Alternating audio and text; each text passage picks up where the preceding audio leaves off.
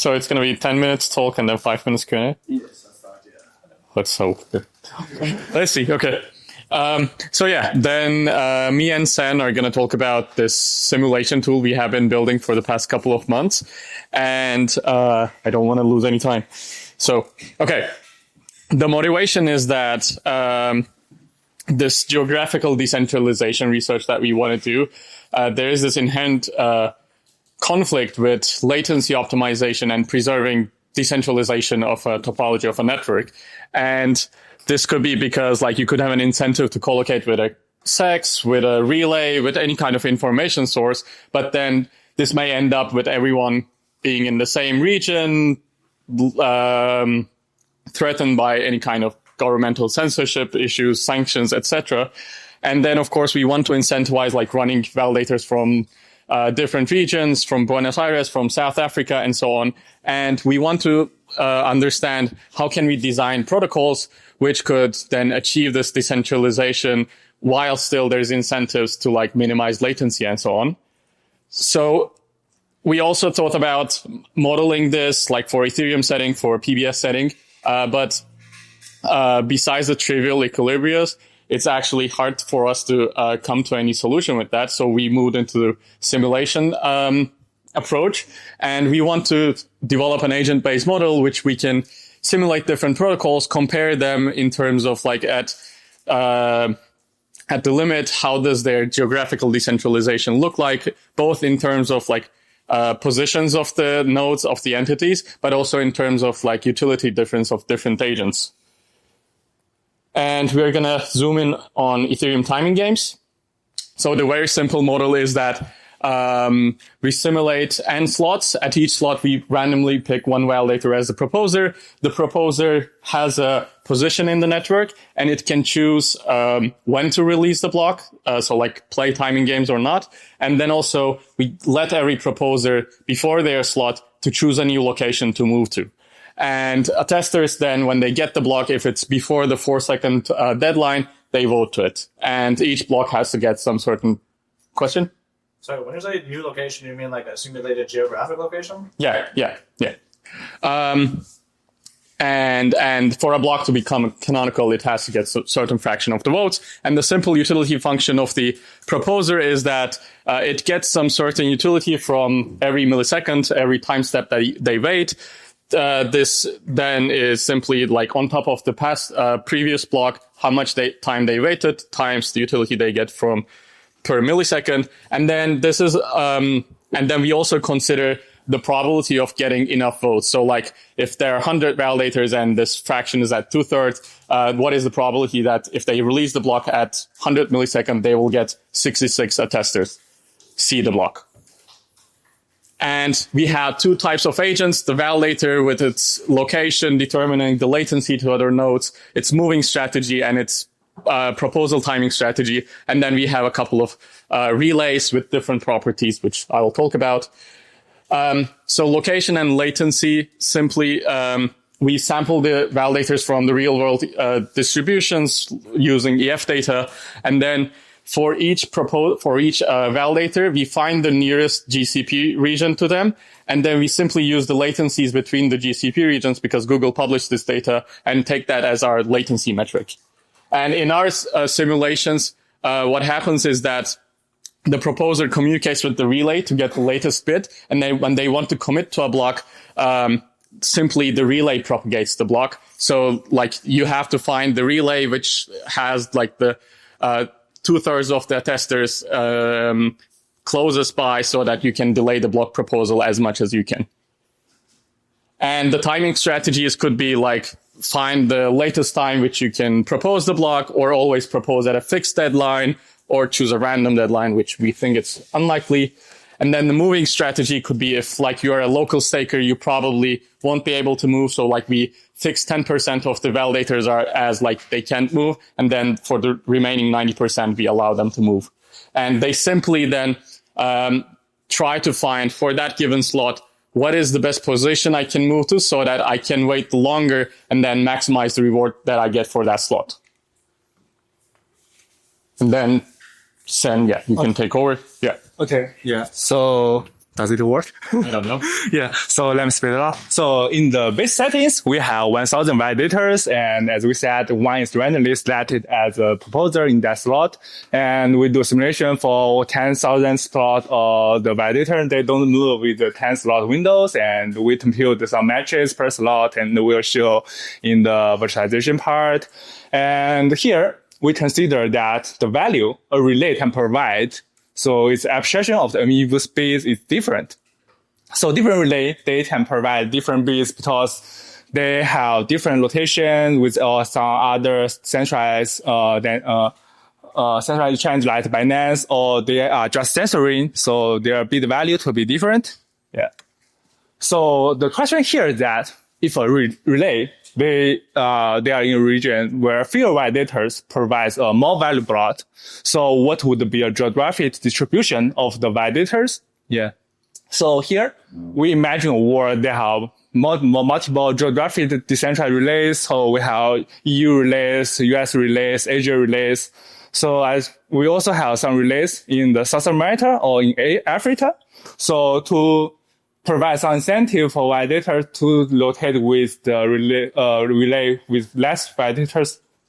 So in this relay at time t, the bit value is alpha, but in the South American relays or Africa relay at the time t, the bit is alpha plus epsilon. So the bits from these two relays are more valuable, so they have incentive to locate with these relays. And we'll show a demonstration for the simulation. Yes.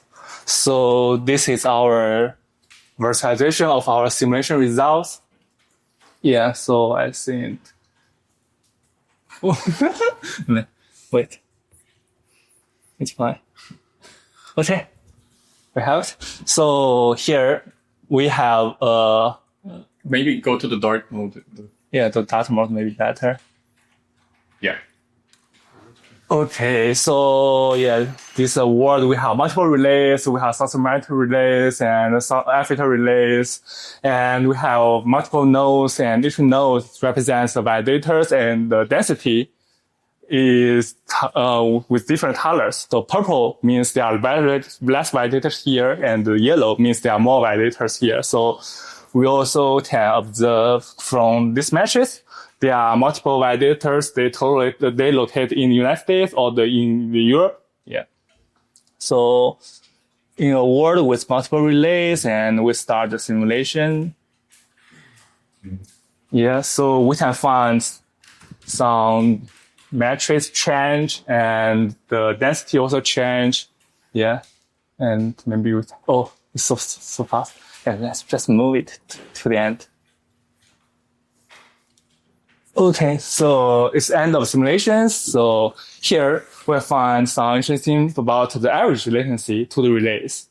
So the average to different relays becomes quite close. So the distance between the validators and the US relay and the EU relays increase, but the distance between the Africa relay or the South America relay decrease, and we can find that the more validators, they try to move to the Africa or South Americas. Yeah. So, yeah, in this world, maybe we have maybe more decentralized validators, but we are not sure.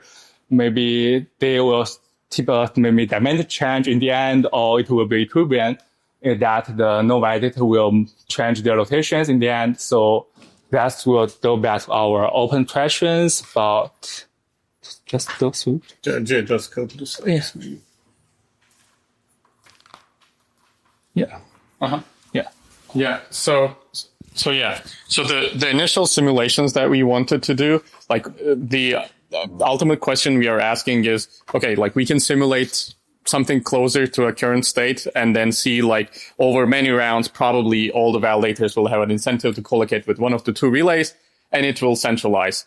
So we want to understand, okay, what kind of a protocol or a system that we should design so that we maintain some kind of a decentralization. So we tried out like introducing some relays on like regions which don't have any relays today, which have like less validator density, and then incentivize validators to collocate with them. So this could be maybe like those relays subsidized or whatever, and then see like if we can incentivize validators to move there. But then also still, we don't want at the end everyone collocating with the Buenos Aires relay. So overall, like we want to understand what is the end state that we want to reach to. And then for this, we really need to define like what is geo-decentralization? Like how can we say a system is geo-decentralized? Is it the number of validators that every country has, or is it like the total distance between the validators? So we still need a good geo-decentralization metric, and we would be happy to discuss about that today in breakouts and so on. Also, like with a simulation tool like this, we're interested in what questions can we answer. So like one question came from the EF side is, should we fund relays so that like we have geographically distributed relays and we preserve geo-decentralization of Ethereum, for example? And then, of course, any input on the assumptions that we made in terms of like moving and timing strategies would be valuable, because like we have like pretty bold assumptions right now, like only the proposer can move before it's their slot and so on. And there's no cost associated right now with moving. So any input on how we can make the simulator more realistic would be appreciated. And that's going to be it. Thank you.